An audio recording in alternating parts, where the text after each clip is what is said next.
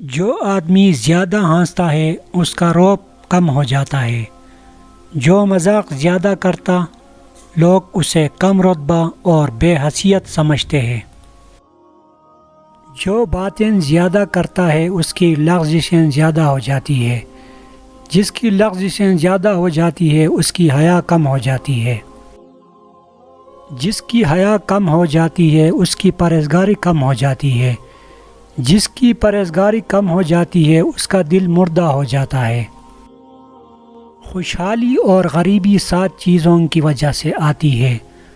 غریبی جلدی جلدی نماز پڑھنے سے، کھڑے ہو کر پیشاب کرنے سے، پیشاب کی جگہ پر وضو کرنے سے، کھڑے ہو کر پانی پینے سے، منہ سے چراغ بجھانے سے، دانت سے ناخن کاٹنے سے، دامن یا آستین سے منہ صاف کرنے۔